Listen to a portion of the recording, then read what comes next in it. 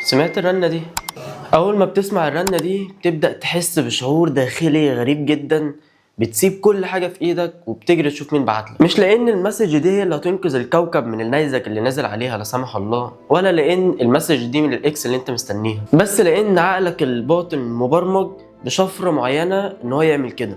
معاكم سيف عادل من برنامج عقلية بالتعاون مع استوديو MOA، والنهارده الجزء الثاني لشرح كتاب العادات الذرية للكاتب جيمس كلير. هنفك مع بعض الشفرة الثلاثية للعقل الباطن، ولو فهمت الشفرة دي هتبدأ تفهم ازاي العادات بتتحكم فيك، وازاي تقدر تتحكم في العادات اللي انت مش عاوزها في حياتك عشان تحط عادات صحية لحياتك عشان تحسن مستقبلك. عشان زي ما انت عارف وزي ما جيمس كلير بيقول، المستقبل بتاعك هو نتائج العادات اللي انت بتعملها في يومك.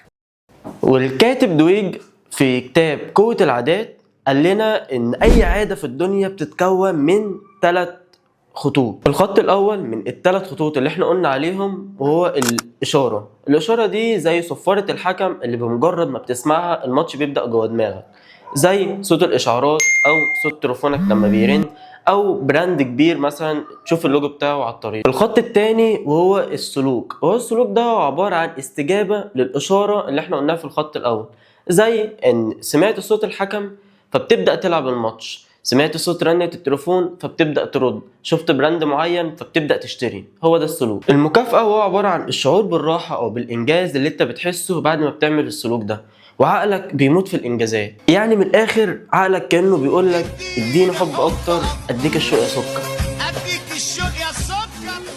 فبيحتفظ بالدايرة دي من غير ما يفكر هل اصلا الاعدادات دي مفيدة ولا لا. تعالوا مع بعض ناخد مثال يوضح لنا قوة الاشارة دي عاملة ازاي في حياتنا اليومية. الحاج بمجرد ما بيخلص وجبة دسمة بتلاقيه بيقول لك انت يا ابني قوم اعمل لي كوباية شاي، وتلاقيه بيعمل كده ويطلع السيجاره. هنا هل هو جسمه محتاج للكافيين اللي موجود في الشاي او النيكوتين اللي موجود في السجاير؟ الاجابه طبعا لا، هو اصلا ممكن يكون كان لسه شارب خربوش الشاي ولسه شارب السيجاره. لكن الفكره كلها ان الاشاره بتاعت عقله هنا كان انتهاء الاكل. هو هنا عقله الباطن متبرمج انه بمجرد ما بيخلص الاكل يمسك كوبايه الشاي بايد والسيجاره بايد التانيه. فعشان كده الشركات العملاقه زي ماكدونالدز فهمت اللعبه كويس جدا، هي عارفه ان انت لو شفت المحل من بعيد اصلا ممكن تطنشه وممكن ما تبقاش جعان، وعشان كده بيصمموا بيئة بصرية ثابتة في كل فروع العالم، نفس طعم البيج ماك، نفس شكل العلبة، حتى نفس الألوان بتاعتها، حتى نفس التفاصيل اللي موجودة جواها. فلو أخدت بالك هتبدأ تفهم إن حرف الإم اللي موجود على الطريق ما هو إلا الإشارة اللي إحنا كنا لسه قايلين عليها. طب إيه هو أصلا السلوك؟ السلوك هو اللي أنت تقوم بالفعل تروح تشتري الوجبة نفسها. طب إيه هي المكافأة؟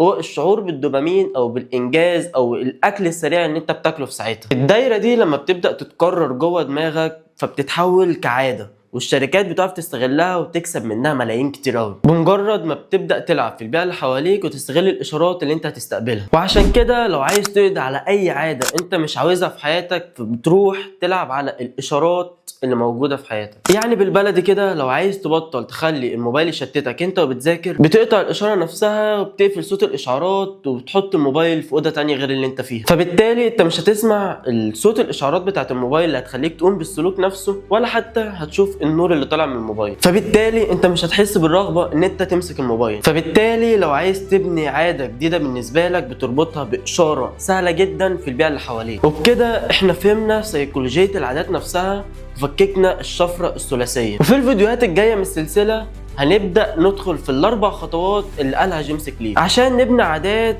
تنقل العقلية بتاعتك في مكان تاني خالص وتحسن حياتك في المستقبل ان شاء الله. فما تنساش تقولي في الكومنتات ايه الاشارة اللي انت بمجرد ما بتلمحها بتخليك تجري على اي سلوك انت مش عاوزه في حياتك. وبرضه ما تنساش ان انت تعمل لايك واشتراك للقناة وتفعل زر الجرس عشان يوصلك باقي السلسلة الحلقات الجاية ان شاء الله.